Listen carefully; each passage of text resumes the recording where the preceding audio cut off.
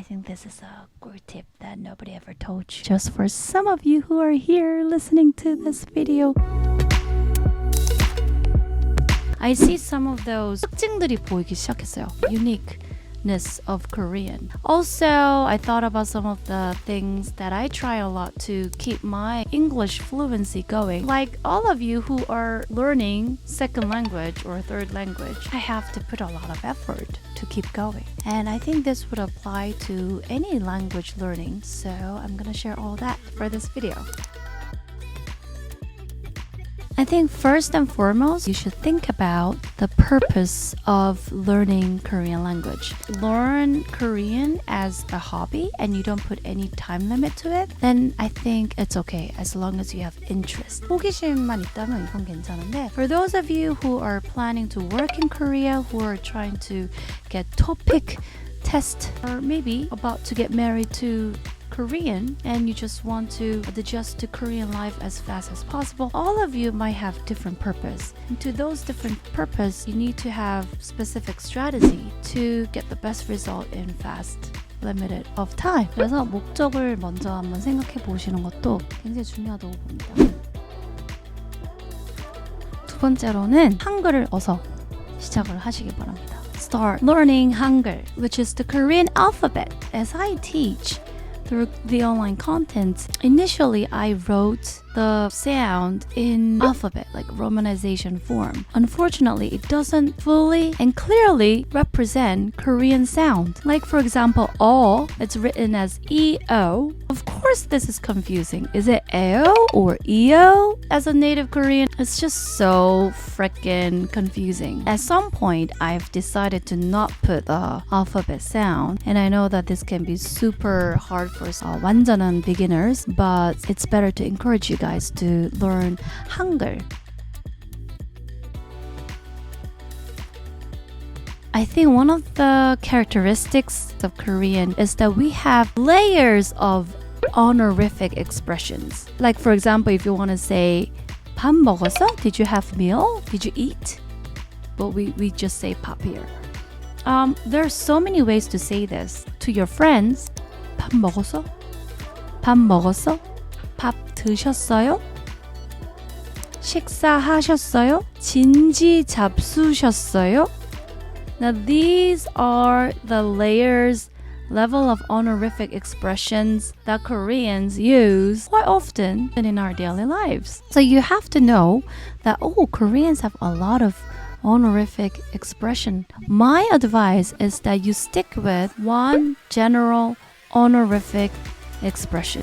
What I mean by that is that pick one expression that just ends with 요. So in this case, 밥 먹었어요 would be the sentence that I would just recommend you guys to stick with in the beginning. Because if you try to absorb every level of honorific expression, that can be so overwhelming, and I would definitely understand those of you who might just give up, okay, this is not the language that I want to dive into. Knowing one level of honorific expression, I think that is enough to maintain good human relationship. So 밥 먹었어? 밥 먹었어요? Okay, would be enough. So I think this is a good tip that nobody ever told you. 이건 진짜 꿀팁인 것 같아요. Just for you guys. Just for some of you who are here listening to this video. 다음으로 제가 추천드릴 것은 통문장을 외우는 겁니다. This really helped me dramatically when I learned English. 통문장을 외우는 거. Just memorize one full sentence. 통문장을 외우면 좋은 것이, I think one great thing about learning 통문장, one full phrase, is that you can just get used to certain grammatical phrases naturally without thinking too much, without memorizing, without having that burden and stress.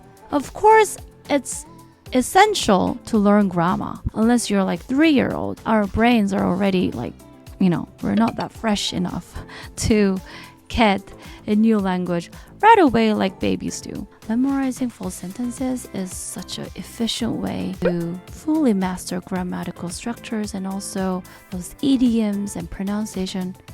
모든 것이 정말 도움이 되는 것 같습니다.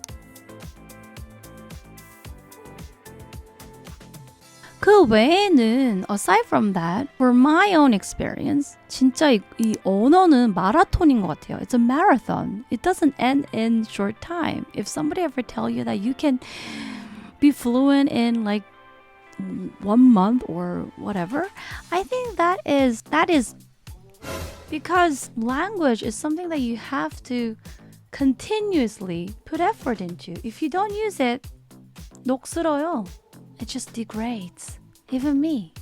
I've been using English for a very long time. I graduated International Studies Department. I went to the graduate school for international studies, blah, blah, blah. But now I'm raising 2 kids. I don't use English, so it's degrading day by day. So I'm doing all my best to expose myself to English, listening to so many great contents on Netflix, YouTube. I think we're a very lucky generation where we can so easily listen to English or whatever language that you're into, like Korean in your case. There's so many great K-pop contents, K-drama that you can dive into through so many platforms. I think this is very, very important to keep your curiosity going.